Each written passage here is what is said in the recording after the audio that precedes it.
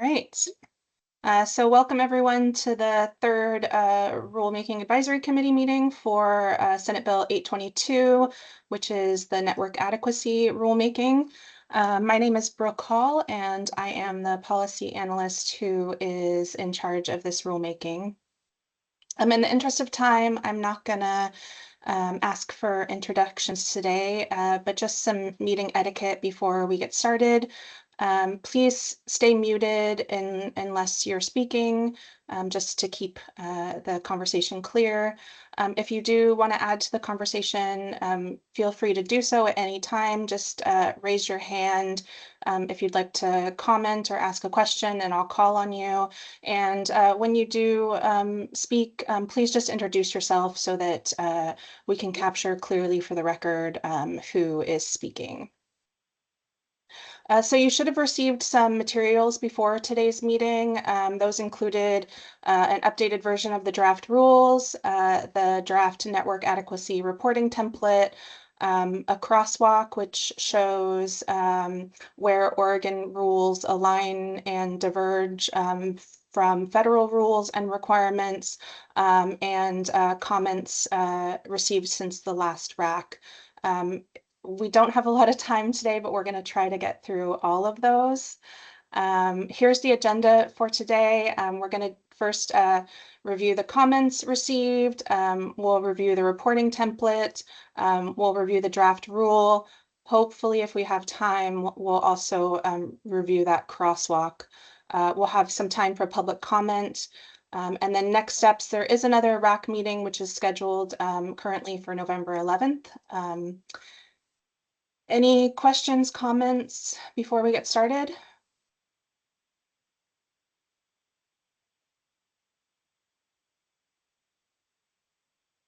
All right, hearing none. So let's move to a review of the comments received. We'll start with Providence. Tara, do you just want to provide a quick overview of your comments?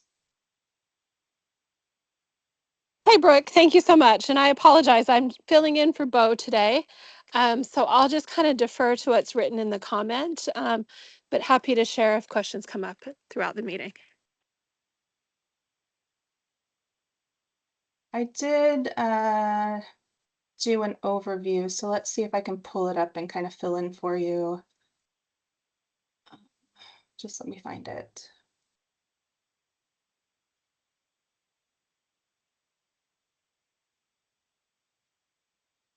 While I'm finding it, why don't we move on to OIMHP? Melissa, do you want to give a brief overview?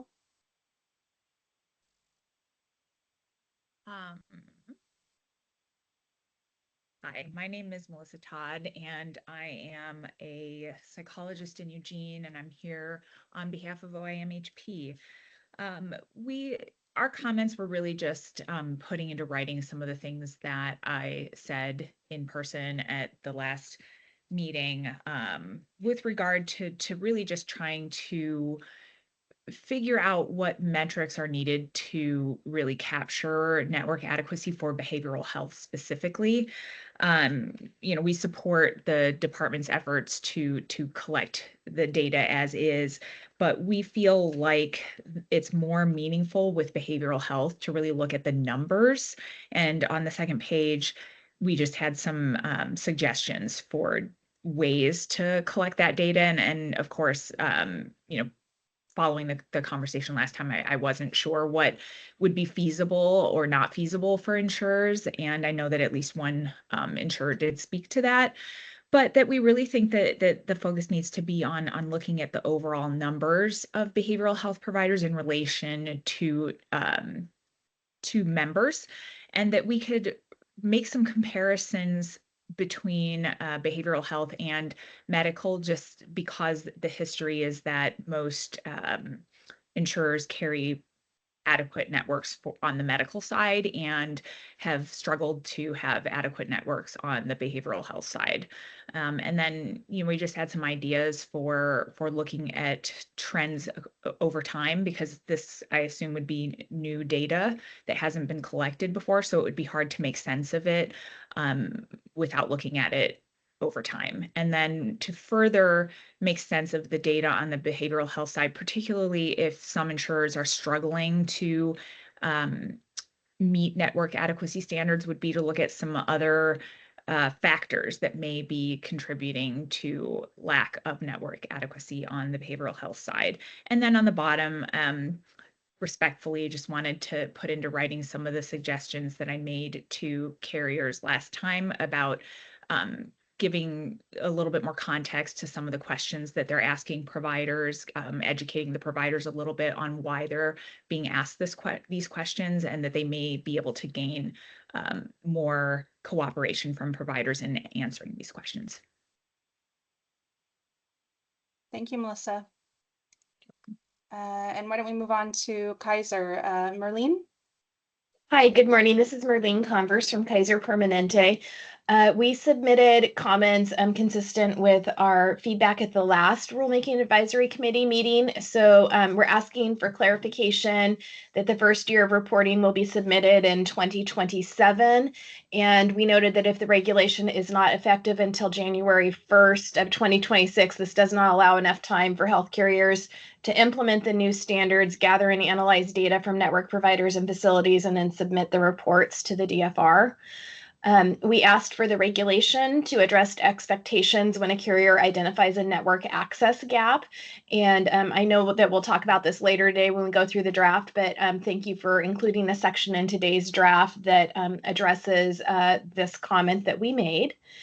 We also asked for a change in the percentage of telemedicine providers that may be included in quantitative network adequacy standards to increase the percentage that count.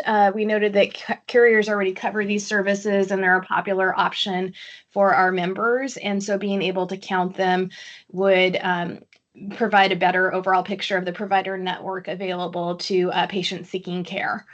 And then for behavioral health services, there was a question during the RAC about, how granular of a level could carriers go to in reporting behavioral health.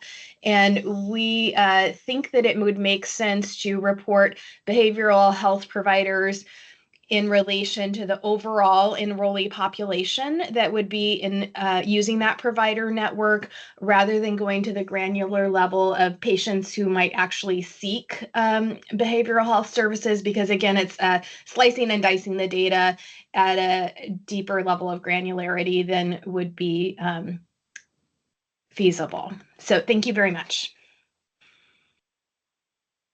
Thank you, Marlene. And just an overview of Providence's comments. Their comments included kind of wanting to align the quantitative standards with the federal standards as closely as possible, to streamline reporting templates where possible, to provide some flexibility with telemedicine, and to use for the culturally and linguistically responsive care section, to leverage standards from the NCQA, which I believe carriers are already required to submit to the department for some of the requirements of that section. So that's kind of an overview, but you all are welcome to review the comment letter if you'd wish. And Melissa, I see your hand up. Do you have a question? Yeah. Yes, I just had a couple of questions. One is for the department. Are you considering a safe harbor provision? Is that something that is under consideration? So there is a safe harbor provision that's included in the rule as it relates to low-income zip codes and health professional shortage areas. That is a part of the statute. It requires a kind of safe harbor for those specific types of counties. We are not considering a safe harbor for other counties or other types of situations. Okay. Okay.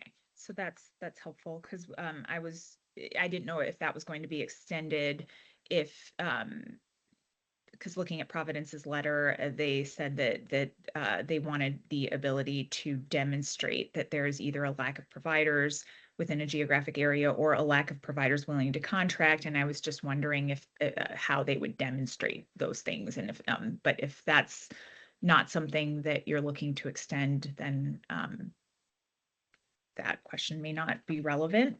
Another question is whether the department is considering increasing the percentage of telemedicine allowed to meet network adequacy standards from the 10 and 30% that it currently stands at.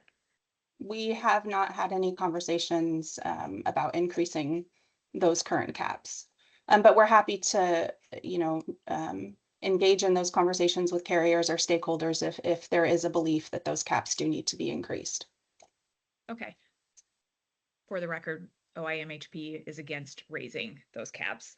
And then the last question is for, excuse me, I said Providence earlier, I meant Kaiser, is for Kaiser. I just for clarification on the last section on reporting for behavioral health, you had said that it would be easier to report on the general number of expected members. So I guess I was just wondering why expected members versus actual members.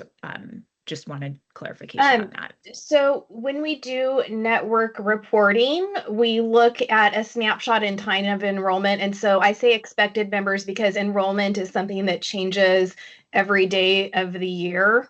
And so perhaps I used the wrong term, but it's just be aware that any of these reports that we submit are a snapshot in time looking at the number of covered people that we have under the plan. Okay, thank you. I appreciate the clarification. And so the main point, Melissa, was for us to do an analysis looking at diagnosis codes to see if patients have used a behavioral health service and then bumping that up against the number of providers. That's just a whole different amount of data analysis that we thought would not be super feasible to do. I know that you had asked about, what is possible versus not possible. So we were just providing feedback. I checked with my data people and they said, oh, that would be really challenging to do at the specific patient level.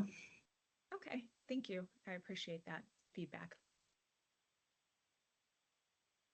Thank you. And Tara, I believe, or Merlene, I believe it was you who in your comment letter, and there are others on the call as well who have raised the point about the reporting templates and the timeline associated with providing that data either in 2026 or 2027, and whether the division is going to delay reporting until 2027. Unfortunately, I don't believe Cassie's on the call. I will just say that decision, is up to Cassie because it is kind of her shop that is going to be reviewing the collected data and doing that analysis. I don't believe that we will be delaying reporting until 2027, but we are looking at what elements can be reported and which kind of are going to be hindered because of the lack of time to develop contracts and kind of get some of this work up and going. So there may be kind of a hybrid reporting format in 2026 that doesn't include all of the data that is currently in the rule. Scott, go ahead. Hi, Brooke. Sorry, I was trying to get my hand down. I think you kind of answered my question there. For some of these requirements, we're not going to have 2025 data that's been collected to even report for 26, such as wait time standards, which I have a whole peroration on later, but I will wait for that. But yeah, you answered my question. Thank you. Appreciate it. Yep, no problem. Antoinette? Yeah, I think I'm probably saying the same thing as Scott is saying, but I'm hoping that the other aspects of the reporting that can be delayed is more of the quantitative data here, because as others have mentioned, we're just not going to have time to gather that. Sort of kind of similar to that behavioral health reporting last year, where it was only the qualitative aspects that were collected because the law had expired for the quantitative hopefully the DFR can look towards that for the network adequacy aspect too, where other elements can be reported, but the quantitative data may be delayed until 2027. Yeah, and we have discussed that, Antoinette, but like I said, I don't believe a decision has been made. And I will make sure Cassie is either on the call in November or that I have a summary of kind of what the decision is for the November RAC. Great, thank you. Any other questions or comments?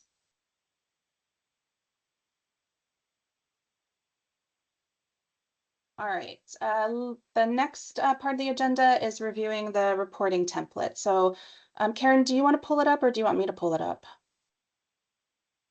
That's the Excel spreadsheet.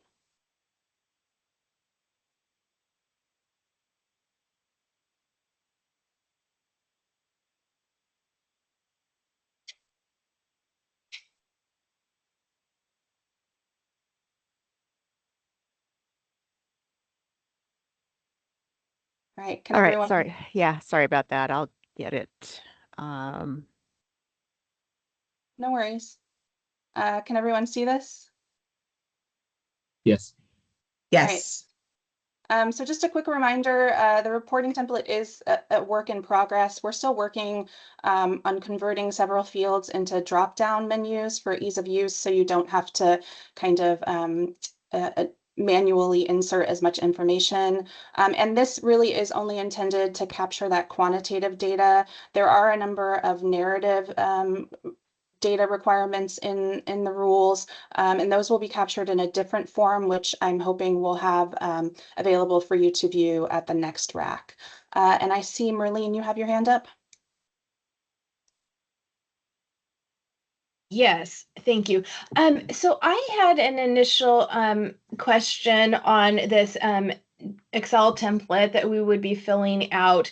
And I am noticing that it has the health benefit plan name, the plan number, and the market segment. And so this raises a concern in my mind because reporting is going to be most meaningful to provide an overall picture if it's at the provider network level, so that it's describing network access for all enrollees in all of the products and plans that use that specific provider network. So the way it's written now, let's say you have 3 products that use a network, and then you've got 10 plan designs under each of those products. You would be either submitting multiple Excel spreadsheets containing the exact same provider and facility information and their availability. And if we were to roll it up to where we were talking about, a carrier has defined a provider network, and then you are reporting on all of the members and products and plans that are using that network, it would give a picture about how many patients are actually going to be potentially using those providers in the network, rather than having it be in 12 to 20 individual files that would then have to be combined. So I just want, and I know that in the actual regulation draft, it says at the health benefit plan level, and I hadn't noticed that earlier. And I'm just questioning if that's the right level of granularity that we should be reporting at. Yeah, thank you for that question, Merlene. And Antoinette actually sent me the same question by email right before the RAC. So I think there are multiple carriers who probably have the same concern as you. You are correct that the rules do require reporting at the health benefit plan level, and that was the plan to do that. But if reporting at the provider network level is a better metric, that is something we can definitely look into. It is something that is a little unfamiliar to me, so it might require further conversations with carriers about how exactly that would work. So there may be, I may reach out to you all after the RAC to kind of engage in a conversation probably about this and some other areas of the rule where we might need some more information. Okay, thank you. All right, so this tab is the reporting info tab. This is just the high level carrier and plan identification sheet. It collects data such as the carrier name, the health benefit plan name, the health benefit plan number, date, reporting year.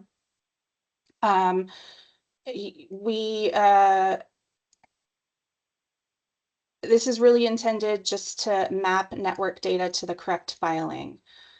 So really, this is just kind of the high-level plan identification sheet. And we will look at whether changing this to the provider network level is a better indicator. Go ahead, Gary. Hey, Gary Hall, Pacific Source Health Plan. Hey, in this conversation, the health benefit plan number, is that, because I'm trying to understand what that'd be for the large groups. What do you guys intend? Because individual and small group, may have their own numbering system for finding them through the marketplace, but large groups, what are you looking for there? Is that the policy number?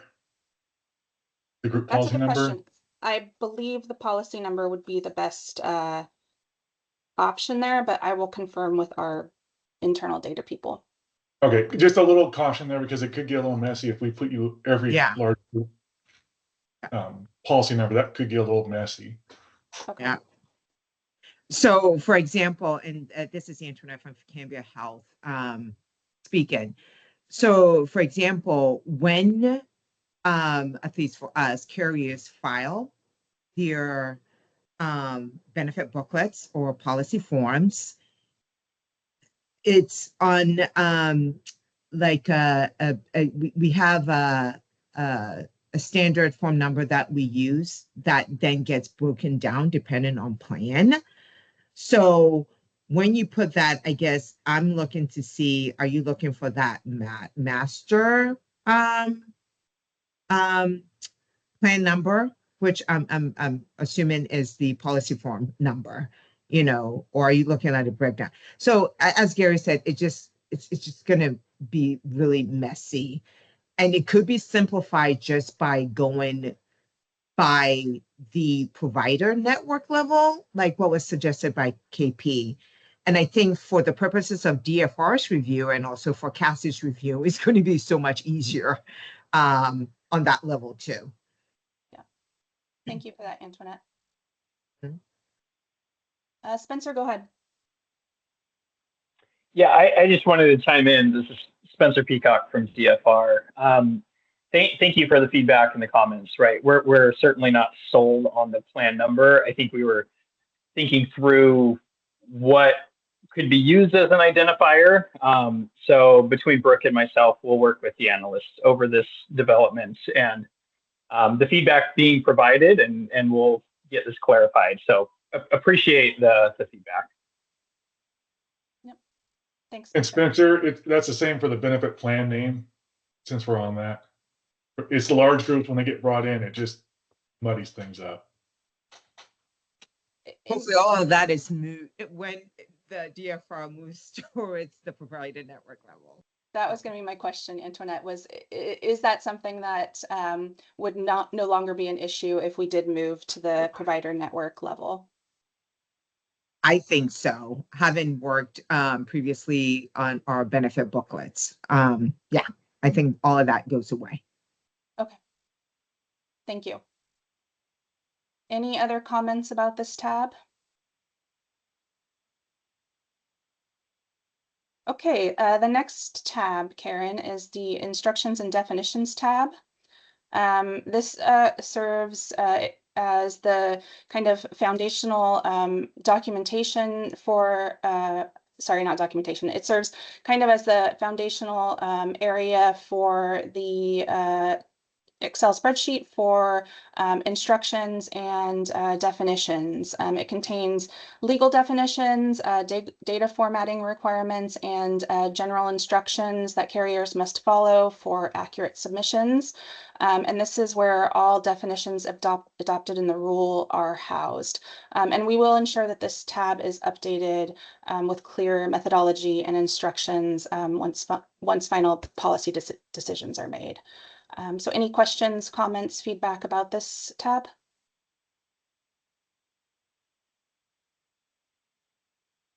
Gary. Yeah, just I had feedback from our internal staff regarding definitions. Is it going to be here or in the rule? And specifically, there was a provider specialty type called reproductive health. Are we going to define what that is, or is that going to be somewhere else? Some of these cares, my folks were just asking me, can we get clarification on that? If they can, is it going to be in the instructions, or is it going to be in the rule, or how's that going to work? So the intention would likely for it to be in both, because there is a definition section in the rule. So definitions would be housed in the rule. And then the definitions from the rule would be carried over to the template. Question though, are you saying that we need to add a definition for reproductive health provider? Well, either you do that or you point to somewhere else if we say, hey, this is what a reproductive health provider is, because it can be very broad. Just for consistency through the market when we all report that we're doing it the same way as what we were thinking about. I believe that there is already a statutory definition for reproductive health provider, so I will look into that and add it to either the rule. I'll add it to the rule. Okay. And we'll add it here as well. Okay, thank you. Any other feedback?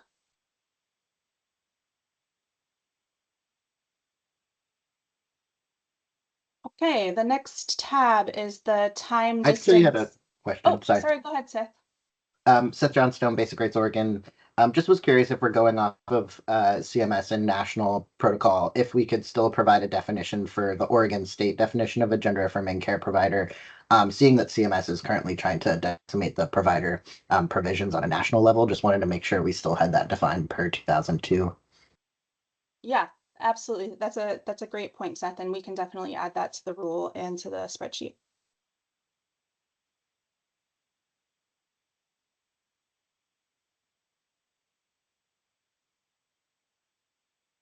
Okay, if there's nothing else, I'll move on to the time and distance tab.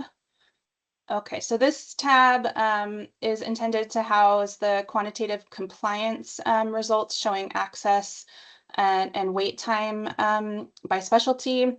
So it's asking for the number of providers, the number of enrollees who are meeting CMS travel time standards, the number of enrollees meeting CMS travel distance standards, and the number of enrollees meeting CMS appointment wait time standards, and also the number of enrollees with telemedicine access only. And all of the counties and provider specialty types are listed here, including the specific county classification. For instance, here, Baker is considered a county with extreme access conditions. So it would have those alternate or the justification process for time and distance standards if necessary. Any questions, comments about this tab? Scott. Hey, good morning, Brooke. Scott White from Moda Health. I want to ask a clarifying question first, I think, because a lot of my comments stem from my understanding of this document as written, and if that's inaccurate, that would change a lot of those. So when I look at this, because I'm trying to compare this to how CMS does this on a federal level for specifically statistically valid samples for monitoring the time and distance standards. But when I see this looks like the expectation is to call every single provider, tens of thousands of providers, because we have specialties by county here every year, to define on November 14th, it was this wait time for this provider. It's like mowing the yard where you finish it and then you just start back over again. Because if it's the expectation is we're calling tens of thousands of providers to get this information, I don't want to trade in hyperbole here, but that is an untenable request and is not giving you any real validity for any of this information. And this differs greatly from the CMS methodology, which to CMS's credit on that methodology, they did a really nice job of explaining that and how it's done and why they're getting statistically valid samples. And I'm questioning how this does that at all, other than us having to hire 3 FTEs to call providers all year. So is that an accurate statement that that's what is being requested based on this data sheet here? No, that's not the intention. And just a clarifying question, are you talking about the appointment wait time standards or the time and distance standards, or Wait both? time standards. I mean, yeah, mainly the wait time wait standards. time standards, Yeah. but and there's things on here like the ICU for a wait time standard for the ICU or a cardiac catheterization. That doesn't seem like it would be information that we're really trying to get at here. It would vary by day. Yeah, so when we had previously talked, not in the RAC, but in that small meeting that we had with carriers to talk about appointment wait time standards and how to kind of collect that data, I think the the conversation, or at least I came away believing that most carriers wanted to follow the current process in place by CMS, which is the secret shopper surveys. And that's the intention would be to follow that methodology, the secret shopper surveys, and not require you to contact every provider in every county to give us what their wait time is. So if this does not get us what we need in that particular quantitative metric, perhaps we need to separate out appointment wait times into a separate tab and determine how better to collect that data. Yeah, that's good. That's good. That's good to hear, Brooke, because I think there's a difference between what a secret shopper does and the statistically valid samples that CMS provides that allows us to inform our secret shopper vendors or to do that process. And so I think that's what was concerning about seeing this long of a list, is that's not, to my understanding, what we get from CMS. We get a statistical size that they say this is what you need to call, and here's how you would calculate valid sample from there. And that's all publicly available, but we'd be happy to provide that as a guide going into this. And again, if other carriers had concerns about that, it'd be good to hear that as well. But when I just see it laid out like this, I don't know how we would. It seems like you're calling everyone and putting that information on a tab by or a column by column here.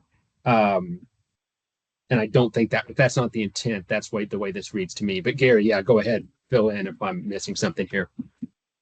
Yeah, we've had the same discussion, Scott, and it's good. My folks that do the surveying saying it's real concerning because they get low response rates. Even wait time, the people call, getting providers, it's going to be real tricky. And Brooke, it's going to concern if we're getting this level of detail, which is, I mean, on the surface it looks great, but it's a lot of work. Because if we don't get one that returns us or gives us information on like plastic surgery, the effort that we're going to go to say, hey, can at least one person respond to us and tell us the travel times. I think we're just trying to give you an idea of the scope of the work that's going to take to gather this information. Yeah, I appreciate that. Okay. Marlene, go ahead. Hey, I'm just echoing support of Scott and the comments on the level of effort this would take to reach out to every single provider in all of those 46 specialties. So if there's another way of meeting the need for transparency without the level of granularity, we would like to pursue that. Yeah, thanks, Marlene. Just a clarifying question for my own knowledge. So it sounds like CMS on a yearly basis, are they providing you with what would be considered a statistically valid sample? And then that's how you determine the number of secret shopper surveys to complete? Brooke, that's my understanding. Yeah, and I Yes. can chime in. So we do receive a data file from CMS based off of the providers that we include in our network filing. So they give us that back. And then within the guidance that they provide that Scott mentioned is publicly available, there's calculations within that to determine what would be a statistically valid sample response rate. And so that's how you calculate what your goal responses are based off of the data and the providers that they shared back with you. So they do a really good job of making that really clear and having those calculations available. Yeah, thank you. I appreciate that. I do have the CMS Secret Shopper Survey guidelines or recommendations. It's like a booklet that CMS puts out that goes over how to conduct the secret shopper survey. So if that's the publicly available information that you're referencing, I do have that and I will look at it. But if it is something else, please send it to me. Any other comments about this tab? Hi, Brooke. Scott from Moda again. Go ahead. So I wanted to clarify the number of enrollees meeting the distance. I'm a little confused on why number of enrollees and not or like wait time standards, what a number of enrollees has to do with that. I'm sure how to calculate that. Maybe I'm just missing a step here, but that confused me. I don't know how you find number of enrollees that are in the, like, for example, the EPMO network. I'm unsure how to, or is it so it's at county level, so we would break it down by number of enrollees in that county. I guess I'm unsure why that number of enrollees is listed there. Sorry. Are you talking about, again, is this just for the appointment wait time standards or for the time and distance standards as well? In general, yeah. Why number of enrollees is a metric there. Again, I could be missing something here. That confused me. Yeah. So for the time and distance standards, the rule does require reporting on the number or percentage of enrollees who meet that access standard. So that is why that is there for that particular metric. For the appointment wait time standards, it sounds like we likely need to go to a different metric here because we're not doing a sample of everyone. We're doing, a statistically valid sample. And so it sounds like we may need to change how the reporting on that would look. Okay, great. Thank you for the clarification. Any other questions?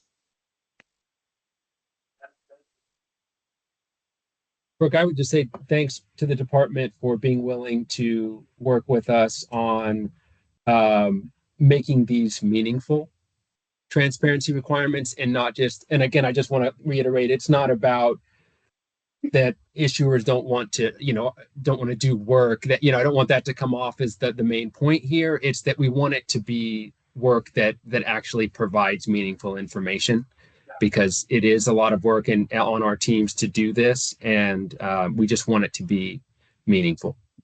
Yeah, absolutely. I mean, we don't want you to put in a ton of work that is not going to get us the information that we need. And so Right. I really want to make sure that the fields that we have here are going to get us the information that we need in a way that is least intrusive as possible. Thank you. All right, I'm going to move on to the next tab, which is the health professional shortage area and low income zip code tab. This is the primary tab, the data entry point for the network adequacy justification process that was just inserted into the draft. And it requires you to insert whether the health professional shortage area or low income zip code where you're requesting the exception, the network ID, the county FIPS code, provider specialty type, whether the time and distance standard was not met, the time standard was not met, distance standard not met, wait time standard not met, the primary reason the network failed to meet the standard. There's also a an option for you to write in if the primary selection is not in the drop down.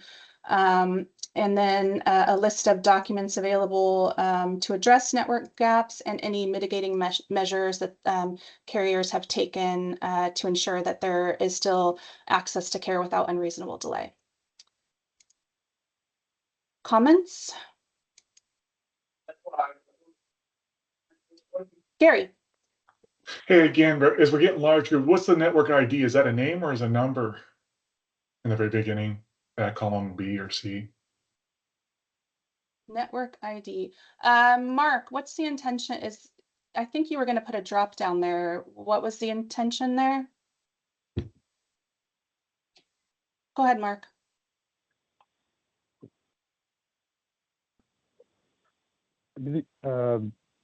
Because network ID was specified in rule, we included that as a data point, but how that will be formatted is still to be determined. Okay, thank you. What would be the best option for that, Gary, or anyone else on the RAC? That's tough. I mean, each carrier is probably going to be a little unique. You know, network ID works for the individual small group QHPs, but when we get to large group, they don't have that. Maybe a name or a number. Maybe let the carrier be the decision on that. Because I think you might run into some conflicts or further clarify. I don't know if you need to make it harder than what it needs to be. Appreciate that. Go ahead, Spencer. Yeah, this is Spencer again. I suspect, and again, my detailed involvement in this is limited, but I suspect the goal of this is to give us something that we can reference, right? So I'm not sure how precise we're going to need to be or how prescriptive we're going to need to be about it. We can certainly make note of it, certainly open to feedback. If really it's as simple as provide us some sort of unique identifier for this, and recognizing a lot of this might change if we're able to have conversations about reporting at the network level and stuff like that. I just, you know, once again, I really appreciate all this feedback. We're working to figure this out, and I just let us know, right? This doesn't exist for the large group market. Let us know, and we can certainly run with that and figure out how to provide clarification. Great, I appreciate it, Spencer. It's just as we get through this, all my technical people start hitting me with these things, and so I was just asking you guys what you had in mind. Yeah, appreciate that, Gary. Any other questions about this section?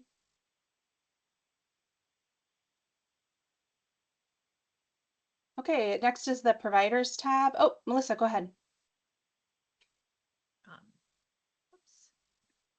Yeah, I just want to make sure that I understand this. So I opened up a new tab and I was searching around. And so health professional shortage areas are designated. I found like a map here from the Oregon Office of Rural Health. So they're already designated. That's public information. And so anything that is designated as health professional shortage or low income is eligible for the safe harbor provision. Is that correct? Correct. If a carrier is unable to meet quantitative access standards in a health professional shortage area or a low income zip code because of, you know, an issue such as provider contracting, you know, lack of available providers, they can provide us this information for a safe harbor or exception process. And it is limited to those counties that are designated health professional shortage areas or low income zip codes. Okay, and then I have the template open, and so there is going to be a drop down showing reasons, because I see the column for primary reason the network failed to meet the standard. So you're going to be supplying a list of possible reasons that they can choose from. Correct, and those reasons there are some reasons listed in rule. I think I mentioned some of them: lack of available providers. Providers unwilling or unable to contract. So the ones that are listed in will definitely be in the drop-down menu. If there are other ones that are not in rule that carriers believe will be selected more often than not, we're happy to add those as well. And then there is, that other reason, please specify, which allows carriers to kind of add in a reason if it is not included in the drop-down. Okay. Yeah, and I guess I just wonder about so a carrier says that providers aren't willing to contract, or I'm just wondering if there's other ways to get at that information. And I see that there's documents available for contracting efforts to address the network gap, which that's good. But something that I've seen out in the field is situations where certain carriers on the behavioral health side are taking very long amounts of time to credential providers. And then there are also issues with getting them onto contracts. And that's something that, my professional organization is experiencing right now, where we're being told that there is a lack of staffing available at the insurance company to get people onto a contract. And so I'm just wondering if there's a way to get at things like that maybe there is, and that there could be some differences. A colleague and I met with somebody at a large medical clinic that also has integrated behavioral health, who actually confirmed to us that they can get medical providers credentialed and contracted very quickly, and that behavioral health providers were taking, 6 months. And so it's I think that there's truth that I imagine sometimes it's difficult to recruit providers, but then sometimes I think that there can be operational issues on the insurer side. And I'm just wondering if there's any way to get at that information. Yeah, I think administrative barriers or administrative burdens is something that we often hear, and is something that is often a barrier. And you're correct, it's probably something that we need to add to the drop-down menu. I'd love to hear from carriers whether they believe that that's something that needs to be added. Hey, this is Tara with Providence. We did just see legislation this session to support providers to be able to practice while they're going through credentialing. And so that might address this concern from a different angle. Yeah, that's a great point. I believe that bill did pass, so. Yeah.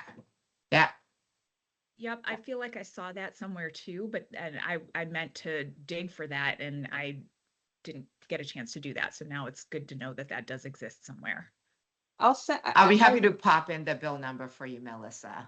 Oh, that'd be great. That would be great. Thank you, Antoinette. Thank you, Melissa. Thank you. All right, moving on. What are we on? Okay, so the providers tab. So this is the fundamental inventory of all contracted providers and facilities in the network. It collects the provider name,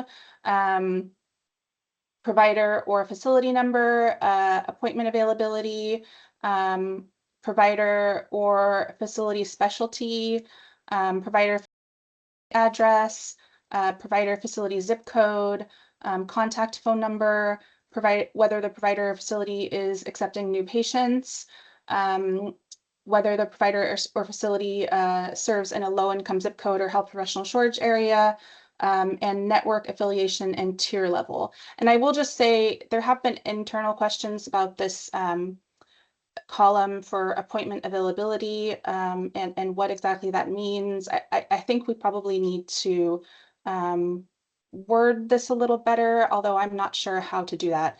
The intention here is just to kind of gather information on when the providers are practicing. So whether that's, Monday through Friday, 8 to 5, are they available after hours? Are they, an emergency care provider who's available 24/7? That's kind of the information that we're looking for in that tab. So any comments, feedback?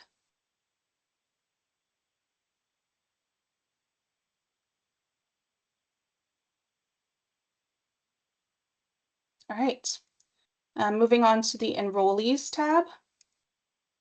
So this tab details population data for intended for geographic analysis. It collects enrollee count for each county. So really, we're just intending for each county the number of enrollees. Comments or questions about this?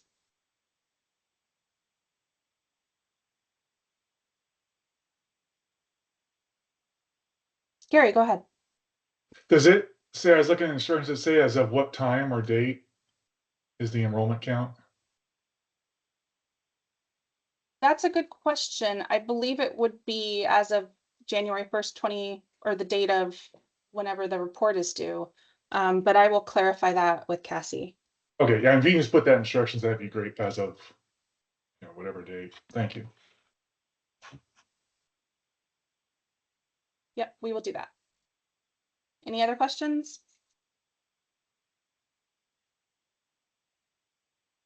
Okay, next is the time and distance standards. So this just lists all the provider specialty types and then the corresponding time and distance standards for each specific county type. This is just intended for reference materials, just for reference. Any questions or comments about this tab?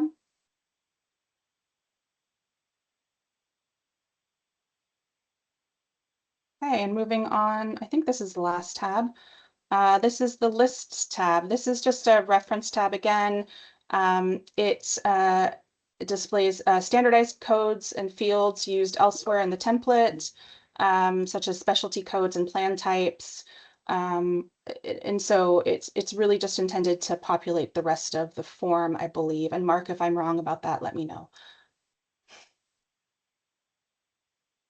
Any questions or comments about this tab?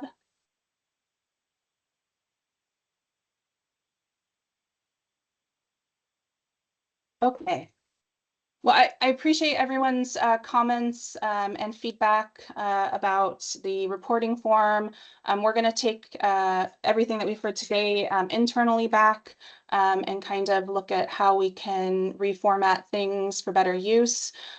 There was a request during our one of our previous meetings to allow at least 30 days for comment, a comment period on the template, and I think that's fine. We can allow, you know, at least 30 days. That would put us beyond the last RAC meeting, because I believe the next RAC meeting is on the 11th of November, which would mean we wouldn't have feedback about the template until after the next RAC meeting. But the template doesn't necessarily have to be finalized the rule. So I think that is okay. So I will just say if we can have feedback by the 17th of November, that will give you plenty of time to kind of work with your internal teams to give us some thorough feedback on this. Any questions about that? Really appreciate that, Brooke. Yeah, no problem. All right, we're running a little behind just because I wanted to give enough time for the reporting template review. So the next is reviewing the draft rule. We might not get through all of that today. If we do not, I'm going to talk to Karen about potentially adding another RAC meeting between now and the next RAC meeting. I know that's a lot, but I really do want to get through all of this so that we can finalize everything. So let's go ahead and start. Any questions before we get started? Okay. All right, so in the purpose and statutory applicability section, there was a request from a RAC member to add something either here or in the definitions section indicating that the rules only apply to enrollees who reside in Oregon. So that was added here to this section. Comments about that?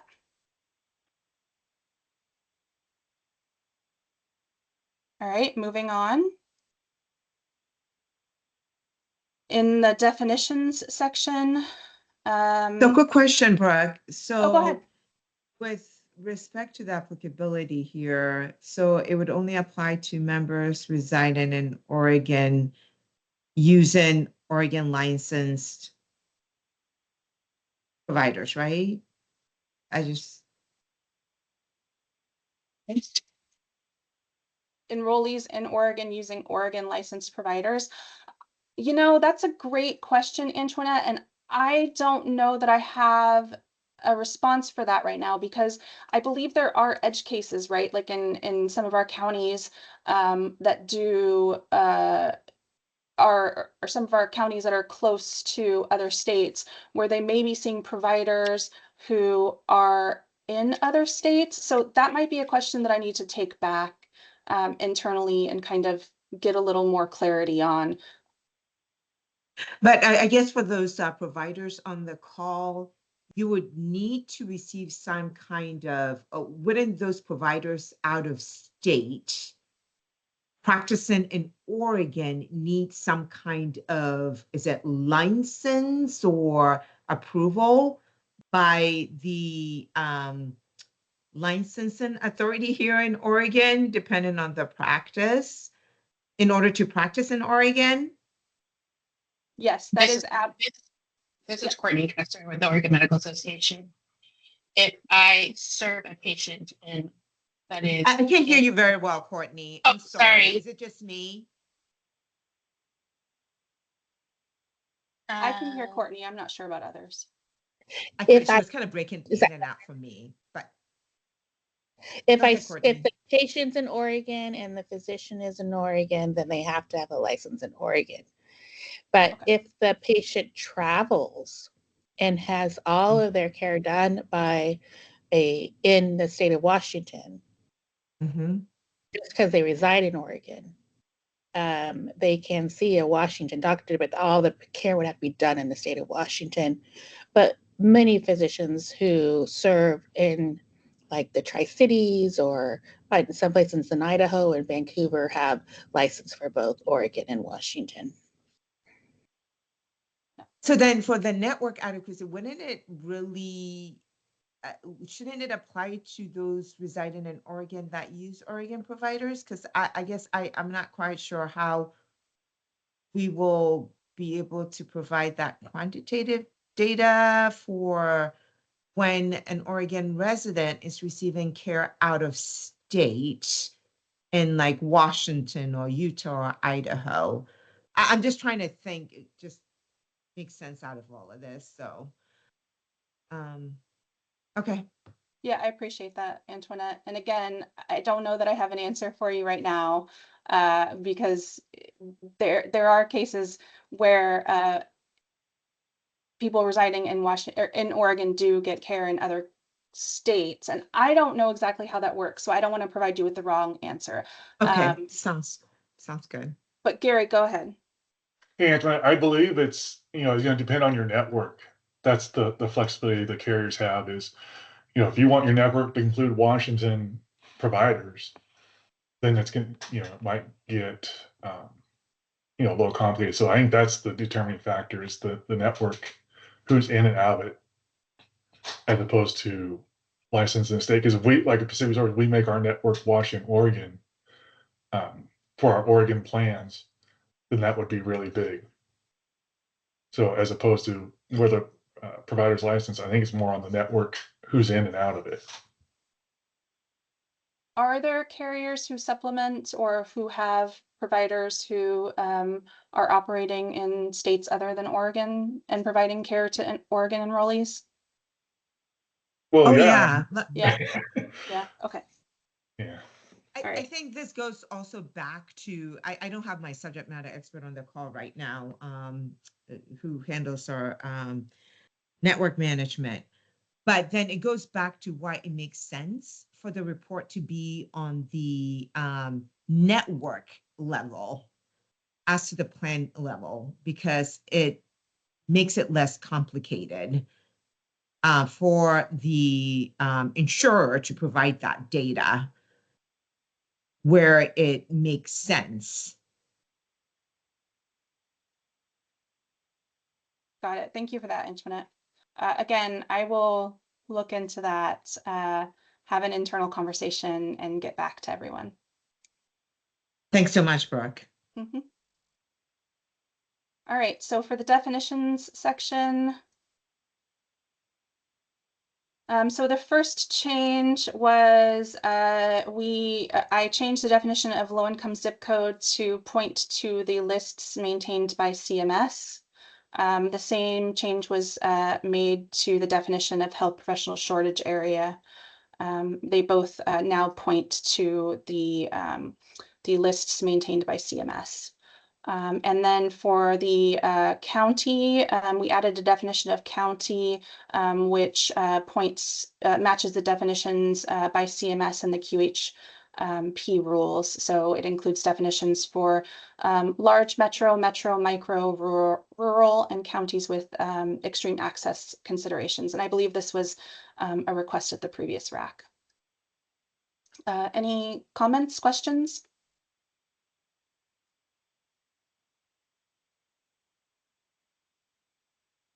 Okay. And then I did add in the 320, the 330, and the 340 rule, and then strike them out just to make it clear that those rules are being repealed.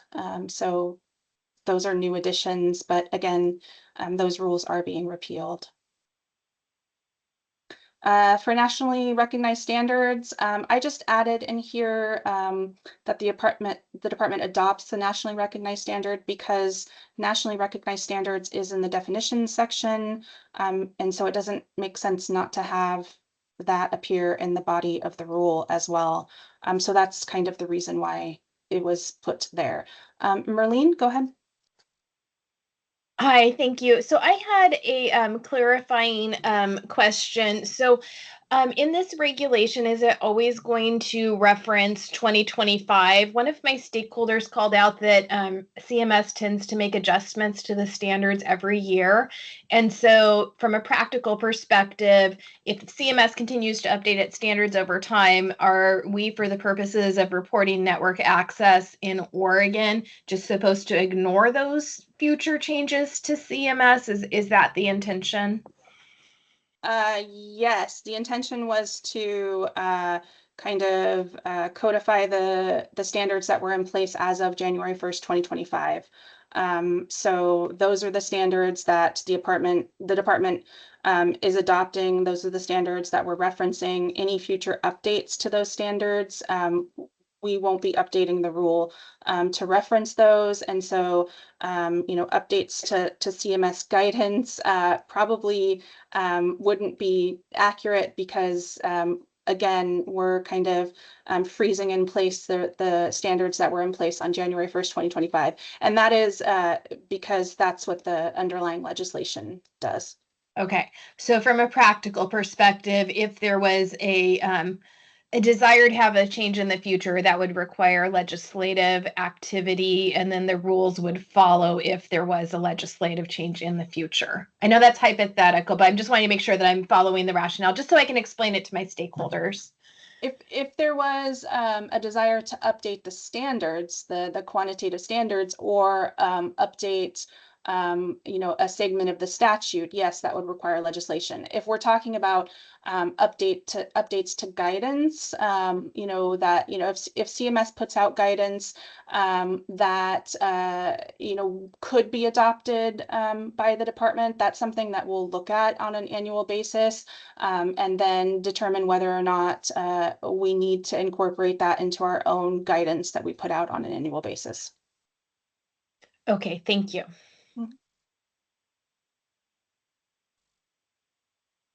Any other questions about this section? Okay, quantitative access standards. Okay, so the first change is here in 1A. So as requested at the last RAC meeting, I changed the travel time and distance standards so it explicitly points to the federal standards for QHPs. There's also in 1B a new subparagraph which explicitly defines the methodology required to meet the time and distance standards. So it requires carriers to perform quantitative network analysis using the full street address and zip code for every provider. And I believe this mirrors the approach used by CMS to calculate time and distance standards, which is again why it was put into the rule, because we're trying to mirror federal approaches and federal standards where possible. Questions about this?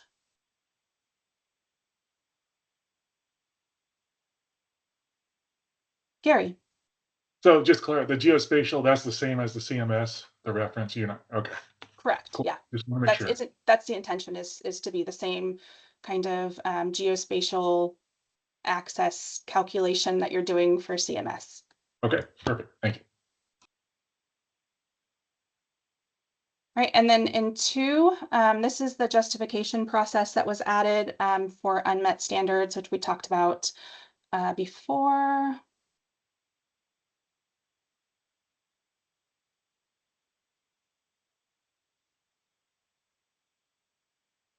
I'm lost. Just keep going down. All right. Keep going down. Am I within the same rule? Yep, you're in the right rule. Okay. There we go, right there. there. It is. So I'm sorry, this just references the justification process. So it's saying that in areas designated as health professional shortage areas or low income zip codes, you may satisfy the quantitative access standards through the justification process, which is described in the reporting requirements section. All right, so now you can go to the, oh, was there a question about that? I'm sorry. So culturally and linguistically responsive care. So we removed this rule. Essentially, during the legislative and rulemaking process, DFR indicated that the statutory language that this rule was based upon was really aspirational in nature. And it didn't make sense to define a specific quantitative standard for language that we at the time considered to be aspirational in nature. In addition, we didn't want to define a specific quantitative standard for an issue that we don't fully understand the scope of, or whether there really is an issue at the moment. And so instead of this rule and identifying a specific standard like was requested at the last RAC, we added detailed reporting requirements to the reporting rule. And that is really to allow us to gather data on the current marketplace landscape.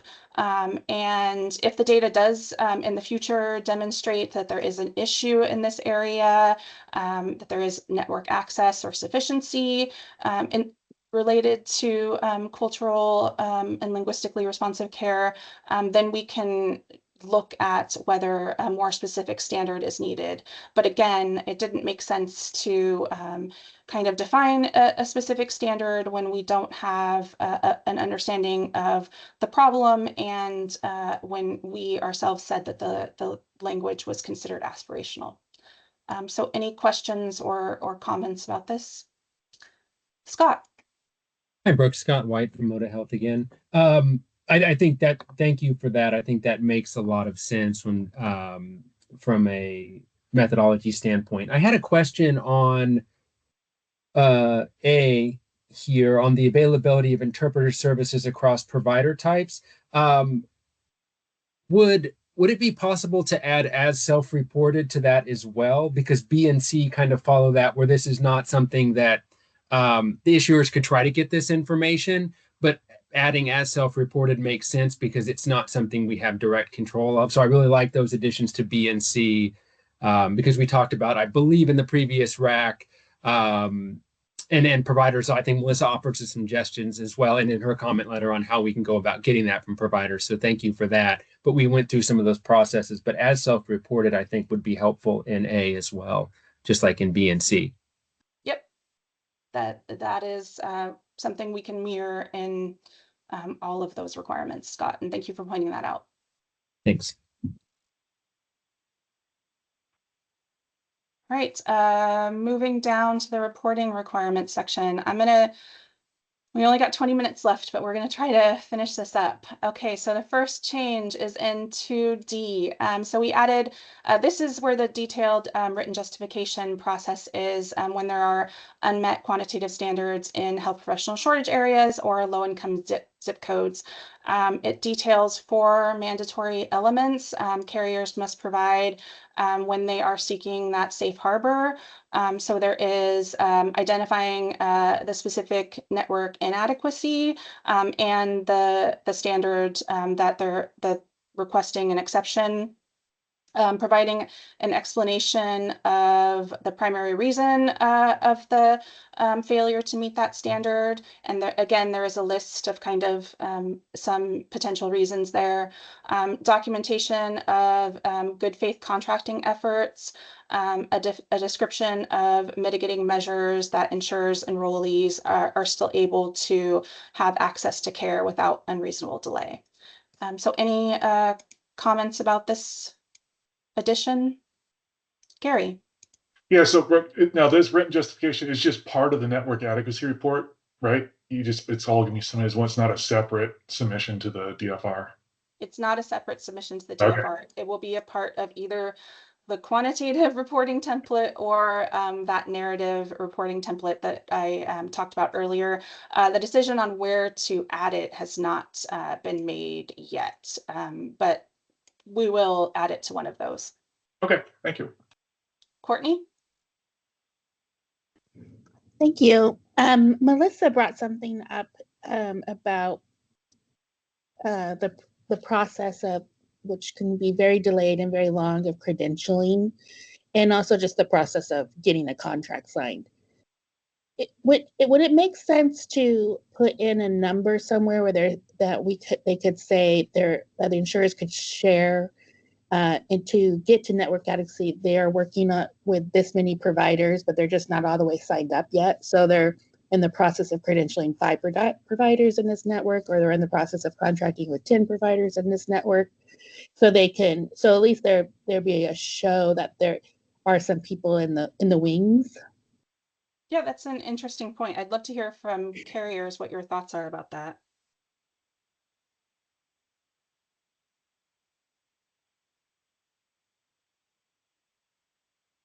Gary, go ahead. A little concerned, credentialing is not necessarily part of network adequacy. Credentialing is things we're looking at to bring a person on board. Trying to put speculation or possibilities into network adequacy, I don't know. I just think there's some caution there if that is being considered. I'm not sure if it's necessarily within technically the scope of the network adequacy, if it's something that hasn't, contract hasn't been entered into. So that's just my cautions on that of trying to include credentialing. Yeah, thank you. Gary. Let's see, Melissa, I believe you were next. Yeah, I'm not fully formed on this yet, but this was something that I was also looking at, and maybe I will have better suggestions that I can put in written form. But I was also just kind of looking at this information and trying to figure out how to, a thought that I had was the average time to credential, the average time to contract. That would be something, because again, when my colleague and I went to the medical practice and asked them, and they were a very large group, they were able to identify that they were seeing differences. And so I think that would be helpful, because I do think that some providers, if they are told, if an insurer has a reputation for taking forever, or if they start that process and it just takes a really long time, I think that people give up, particularly on the behavioral health side, where oftentimes they're independent providers and they're having to do all of that administrative work for themselves. You hear, okay, insurance company A is really smooth and gets it done really quickly. Insurance company B has this reputation of taking a really long time, and it's a deterrent. So I do think that there's something there in terms of trying to get at administrative barriers or limitations. Yep. Thank you for that, Melissa. And I do wonder whether some of these, as was pointed out earlier, whether some of these issues with credentialing and time delays will be solved with that new legislation being implemented. This is an area that I, because it is in the reporting section, which again is under kind of Cassie's purview. So I will kind of discuss some of these requests with her and determine what the best course of action is here. All right, and then the last change that we made was in 2J. Oh, where was it? I think it was 2J. Oh, yep, here we go. So this is the change that was made to add the reporting information for culturally and linguistically responsive care instead of the rule set. So it is requesting the availability of interpreter services across provider types, number or percentage of network providers who self-report as being able to deliver services in languages other than English, the number or percentage of providers that self-report cultural competency or continuing education, and any carrier incentives or programs designed to, I don't know why incentives is there twice, so I'll have to fix that. Sorry.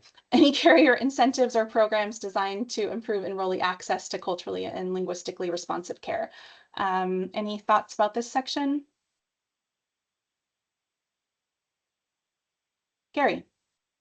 So what are we trying to do with this? Is it just information gathering? Is all It's you're just doing? information. Like I said earlier, it's really just trying to determine one, what the state of the marketplace is in regards to this area, and two, whether there actually is an issue that needs to be addressed. And like I said, if it is determined through this data gathering process that there is a lack of available providers who are able to provide cultural care or care in languages other than English to kind of meet the needs of the enrollee population, then we can relook at whether a specific standard is needed. But really, it's just kind of meant to give the department a baseline of what the state of the marketplace is currently. I was curious if that was more of a market analysis type as opposed to as a part of a regulatory report that's due annually. That's what just had me curious of why this was being done. If it's just information gathering, I would put it out there that maybe it's a market analysis or a survey by the DFR as opposed to in the regulatory report requirement. Yeah, that's a good point, Gary. And And this is Antoinette from Cambia. I will support that that route. This is Merlene from Kaiser, and we would also support that route. yeah, I will say, again, we'll have an internal conversation about this. My only pause about not having something in the rule in regards to this section is that there is language in the underlying statute, that requires, I believe, carriers to, well, what is the actual language? Let me find it.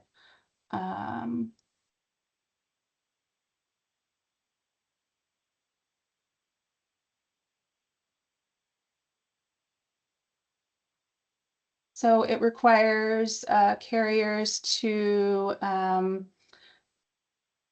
contract or employ a network of providers in an appropriate and culturally competent manner to all enrollees, including those with diverse cultural and ethnic backgrounds, varying sexual orientations, and gender identities, disabilities, or physical or mental health conditions. And so, I mean, the department needs to be able to assess this in some way. If there's a better way to do it, I would love to hear your thoughts in the comments.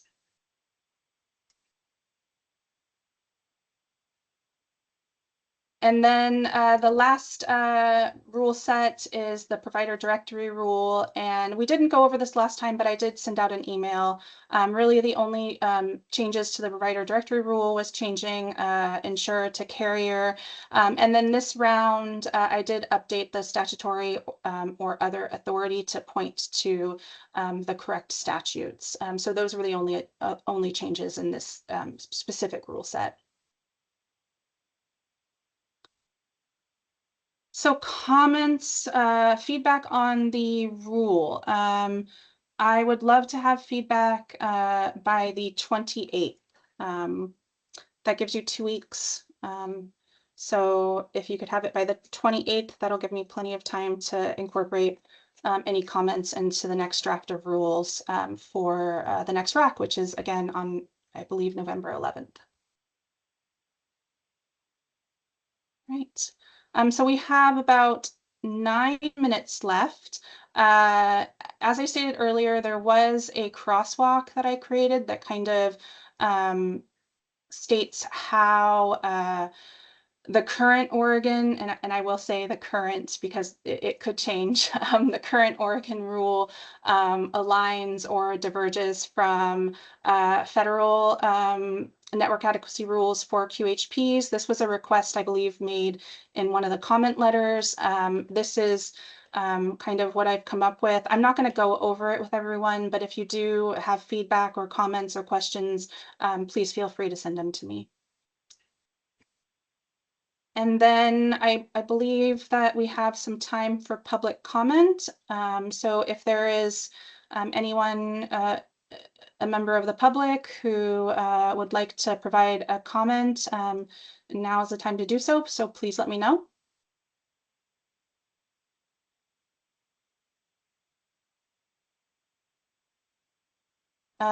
Rick. Thank you, Brooke. This is Rick Blackwell, also with Pacific Source. As Gary's the member of the RAC, I'm just commenting as a member of the public. Just 2 things real quick. One, on the last conversation of the reporting of the culturally specific, I think we would be concerned about having to report on what is essentially been talked about as an aspirational requirement without some understanding of the purpose behind the reporting. So wanted to register that. And then the second thing is these rules seem distinct enough from the bill that I think DFR is going to have to do a fairly specific analysis of the costs to carriers to implement the rules themselves. And so I do hope that the advisory committee gets a chance to look at the statement of need and fiscal impact and have an opportunity to provide input on FTE and other resources that may be needed to carry this out. Thank you. Thanks, Rick. Any other comments?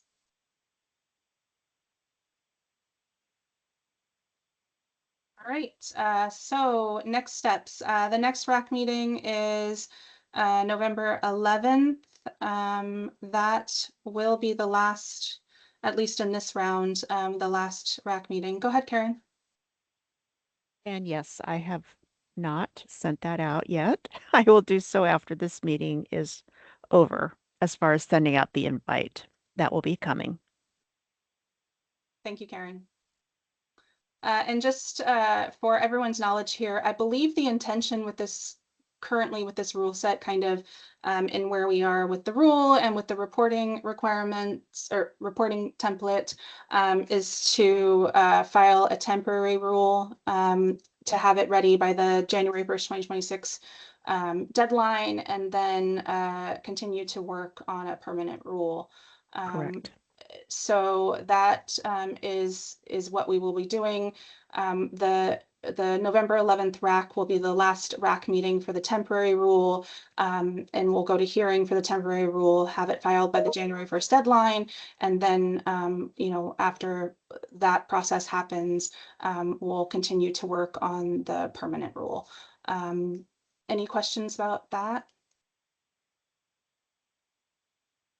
Pramila just said that there's a holiday on November 11, so I'll have to look. I'll have to look on my calendar. Well, ignore the November 11th. Okay. Because none of us are going to be in the office, hopefully. So we will let you know when the next RAC meeting will be, but it will probably be sometime around that November 11th date. Rick, go ahead. Sorry, I know I'm not a member of the RAC, but just logistically, like, what's the stated justification for the administrative rules? I mean, how will the public be prejudiced if we don't act by January 1st?